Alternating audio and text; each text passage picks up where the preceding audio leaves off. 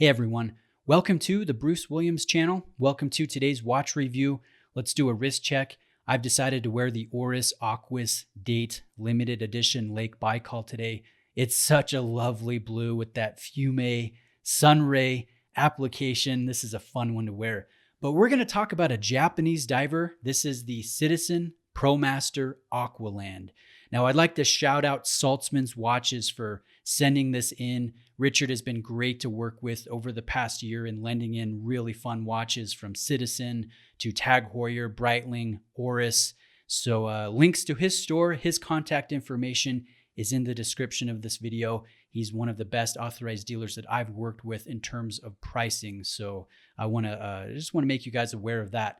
Now let's talk about this watch. Let me pull it up and bring it in front of the camera, get the camera to focus, and let's talk about the way this wears. I'll place the dimensions here on the screen, the specifications, the retail price, $695, but definitely you can find it at a discount well under that suggested retail price.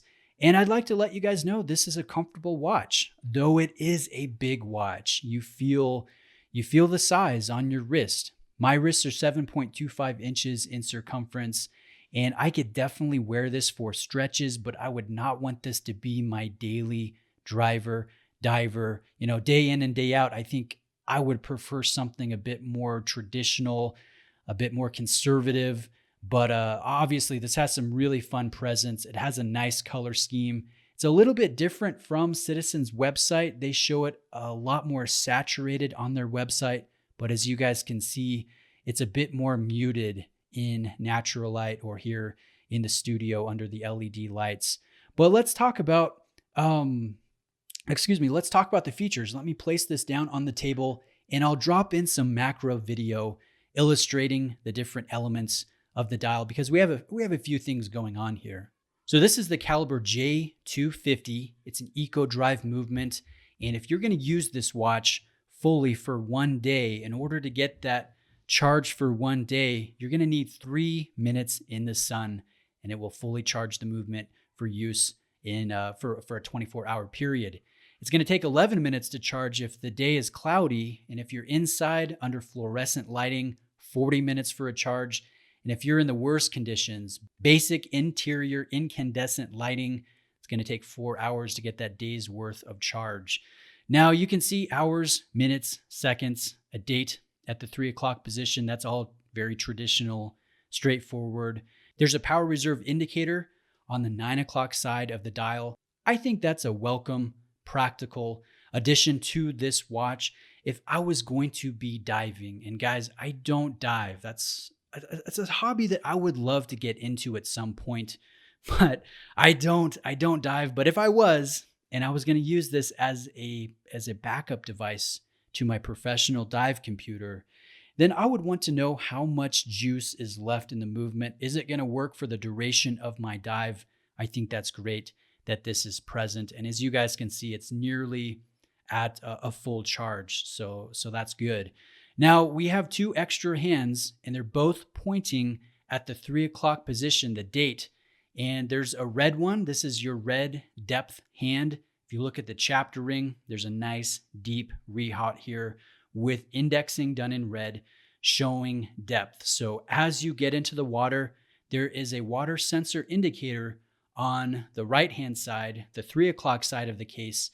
And when the watch senses contact with water for more than 3 seconds, then your pressure sensor, which is the large protrusion on the 9 o'clock side of the case, then that will start operation and your depth will be displayed with that green hand, and that will adjust as you go deeper.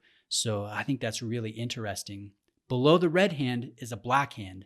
Now this is your max water depth hand, and this is a tool for calculating the deepest part of your dive, and it will save the deepest dive to date. So let's say you go to the PADI Max Safe recommended depth for air diving or scuba diving, which is 30 meters, then you can use the function pushers on the left-hand side of the case. There are 2 screw-down function pushers to show you how deep you went. And let's say the next time you dive, you went down a little bit deeper, maybe 35 meters, that 35 will overwrite the previous max depth of 30. So you can keep track of how deep you've been with that max depth water hand. So really fun here. There is another feature that I think is interesting, and that is the rapid ascent alarm. So if the watch senses you are rising at a rate greater than 9 meters per minute, then the watch will start, the alarm will go off. Now, it's not very loud. I'm going to edit in a clip of this with the alarm. It's not very loud, but it is nice that that feature is present. Now let's pick this up again and put it up in front of the camera and talk about some of the other features. We have a traditional elapsed timer bezel, and we have graduations to 20 done in red. The rest is in navy. So this is a classic Pepsi color combination. I think it looks nice. The action is pretty good. As you guys can see, there is quite a bit of travel on the coin edging. So if you're wearing diving gloves, I think you'll be able to operate this no problem. Maybe just a touch of back play, but even then, not much at all. I think this bezel is above average for a roughly $500 watch. Now the crown at the 4 o'clock position with the Promaster signature, this is your main crown that you will use to adjust the time and the date. This again is a water pressure sensor. This is your water contact sensor. And these two are function pushers to operate the movement, to record your deepest dive and sample the alarm, all of that stuff. The rubber is actually really nice. It's nice and long, it's textured, it's supple. There is a Promaster signature on the strap side. On the buckle side, you can see Promaster is spelled out. And then there is a pretty substantial buckle here, signed custom shape, which I like. Now, let me set this down and show you the box that it comes in because it's pretty cool. It is black plastic with a release here with a padded interior. If I move this, you can see the Citizen signature up above. You got foam for setting your watch down. This is your hang tag. This is a strap extender if you're going to be using a dry suit. So really, I mean, Citizen, even with the packaging, they are celebrating the fact that you're getting a professional level diver. And I think it's pretty dang cool. So although this is not a watch that I would want to wear as a daily driver just with its size and how bold it is, I still think it's a fun watch. And when you consider the going rate, what these sell for, you get quite a bit for your money.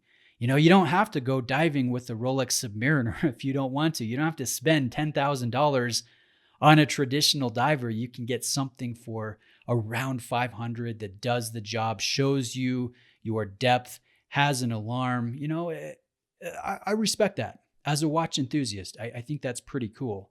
So guys, let me know if you have any questions about the Citizen Promaster Aqualand in production since March of 2019. Again, retail price $700, sells for less than that. If you're interested in it, a link to Saltzman's watches is in the description, along with Richard's contact information. He's got great customer service, very aggressive quotes, pricing when it comes to discounts. And again, all of that's in the description. So thanks again for watching today, guys. I hope you have a great day, and I'll see you in the comment section.